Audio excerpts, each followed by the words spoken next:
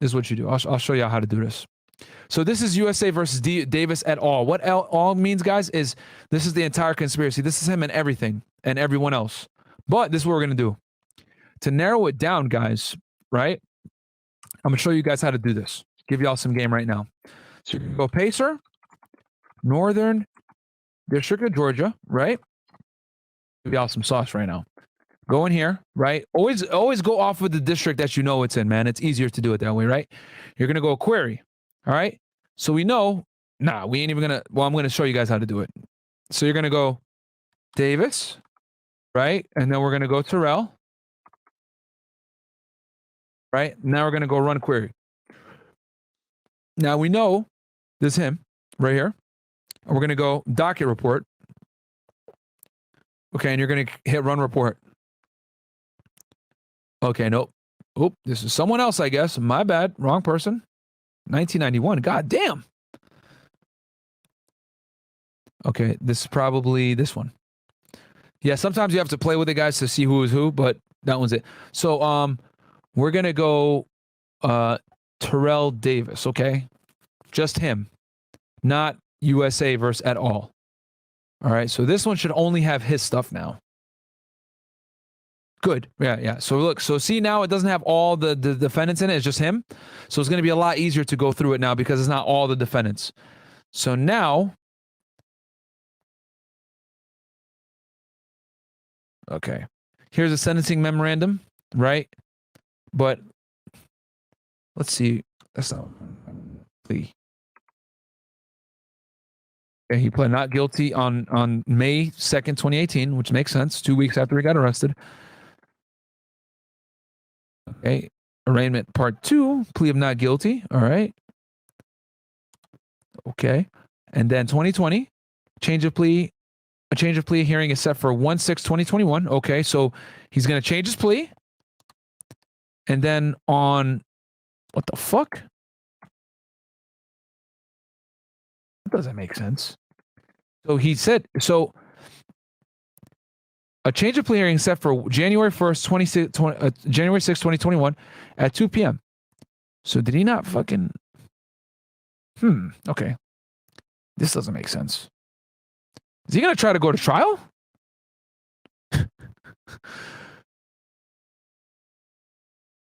What?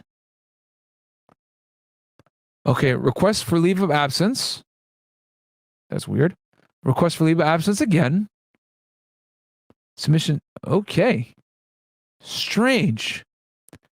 I've never seen this before, guys. Let's take a dive on the wild side here and see what the hell's going on. Okay, let's see here. Okay, this is a notify the court pursuant to letter 57 that will be out of the office. This leave of absence supplements my previously filed leave of absence June 16, 2021. I'll be attending medical appointments. I'll take a family vacation. Wait. So my man, let me get this straight. So he just been chilling the past year? Bro. Wow. Okay. I guess he's just going to sit in jail because my man wanted to take a vacation. What the hell is going on here? Bro. What? Okay, government's document. So the last thing we hear, Exhibit 762 from evidentiary hearing held on March 8, 2019. The law were destroyed as directed by 763 and exhibit return.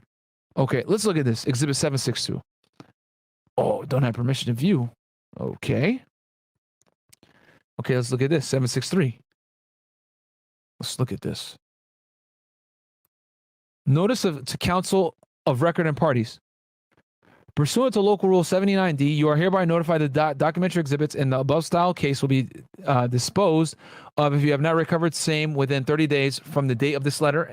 Any audio and video exhibits will be retained until after the time for appeal has expired or in appealed cases until entry in the appellate court's mandate. Okay.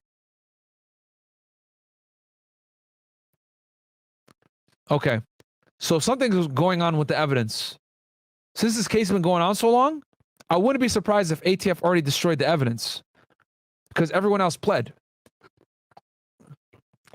Well, let's see here. We're going through this together, guys. I'm looking at this real time with y'all. Let's see here. This attachment 1. So we got a sentencing recommendation thing here. Let's look here. What we got. Too late, a strategic path forward.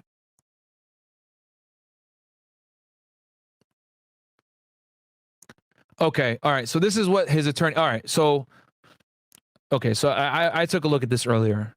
So sentencing memorandum as to Terrell Davis, filed by Terrell Davis, attachments 1, right? So, okay. So let's look at this, right? View all, right? View document. So this is what his defense attorney filed on his behalf. God damn it. Open. All right. So sentencing memorandum, come now, defendant Terrell Davis by and through his undersigned counsel and hereby files a sentencing memorandum in support of this memorandum. Mr. Davis shows as follows. And this is basically, this is like them trying to get him less time. So let's read through it a little bit, okay? And this is where they're going to kind of, hey, he's not that bad of a guy, guys. Like, come on. All right. Mother Teresa of Calcutta famously observed, we think sometimes that poverty is only being hungry, naked, and homeless. The poverty of being unwanted, unloved, and uncared for is the greatest poverty.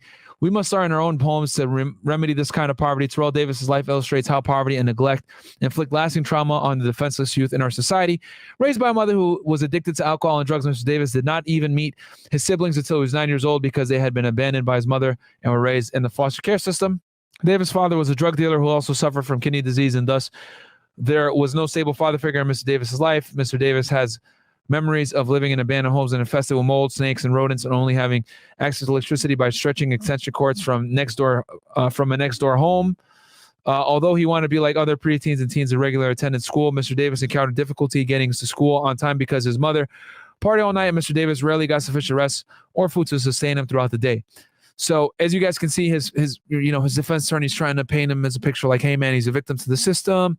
You know what I'm saying? And hey, cut him some slack. Let's see here. The grant should court a variance from the guideline range based on the criteria of 18 USC. So, okay. So this is where, so as you guys know, there's sentencing guidelines in the federal court system, okay? With the amount of drugs that he had, and the fact that he's considered, going to be considered the figurehead, they're going to give him more time, which is a defense attorney's trying to fight this, okay? So let's read through this. And here they talked about why he should get less, right? Because he's a good person. He, he's been through a lot. He overcame adversity. Sorry, guys. Like I said, I'm a little bit under the weather. I apologize. Since the United States Supreme Court decided United States v. Booker, a district court engages in two-step process for sentencing. First, the district court must consult with the guidelines and correctly calculate the range pursuant to the sentencing guidelines of the United States v. Crawford. And guys, when they're referencing cases like this, these are like landmark cases that like set precedent, okay? So they're using these as references. Second, the district court must consider several factors to determine a reasonable sentence: the nature and circumstances of the offense and the history and characteristics of the accused, the need to reflect the seriousness of the offense, the need for deterrence, the need to protect the public, the need to provide the accused with needed educational or vocational training or medical care, the kinds of sentencing available, the sentencing guideline range, pertinent policy statements, and all this other crap, right? And they cite the cases.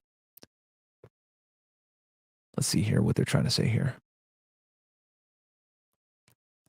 Damn. Okay. All right. It is entirely permissible for the court to consider factors other than accused conduct when fashioning a sentence. The guidelines themselves, although now advisory, protect that in determining the sentence to impose within the guideline range or whether departure from the guidelines is warranted. The court may consider without limitation any information concerning the background, character, and conduct of the defendant unless otherwise prohibited by law. The commentary to that provision further explains that a court may consider information that the guidelines do not take into account in determining a sentence within the guideline range. Okay, so here we go. The sentence of 108 months, which is a joint recommendation of the plea agreement. So he did get a plea agreement. I don't know why it's not located on the thing. That also has me going, I don't know why that's not there. I should be able to see that goddamn plea agreement. Something is sketchy that it's not there. Accomplishes the defined purpose of sentencing in that imprisonment term, provides deterrence, protects the public, and reflects the seriousness of the offense. Importantly, it is sufficient, but not greater than the necessary to comply with the purpose of sentencing. Undersigned counsel cannot imagine where he would be in life's journey if he was neglected and regulated to live alone in an abandoned home at age 12. Mr. Davis experienced the poverty of being unloved and uncared for. Mr. Davis' path to the present was littered with minefields of temptation and criminality. By following that course, Mr. Davis has caused great harm to society. He recognizes that fact and has accepted responsibility for his conduct. It is time for Mr. Davis to serve the agreed upon sentence and begin a fresh start to a productive, meaningful, passionate, lawful life. Wherefore, Mr. Davis asked that the court impose a sentence of 108 months. God fucking damn! Guys, that's 9 years. That is 9 years. What did I tell y'all? I told you guys that they were going to try to give him more time because he's considered the mastermind. Even though he didn't have the gun charges or anything like that, they're going to give him more because he's the financier / the mastermind in the eyes of the U.S. government because he's at the top of the totem pole. When you're at the top of the totem pole, you always get more time. So they're trying to get him 108 months, guys. They're trying to get him 9 years. He's facing more. Okay? So this is not good, bro. They're trying to get him 108 months. And here's the other thing too, guys. I'm not going to make any accusations, but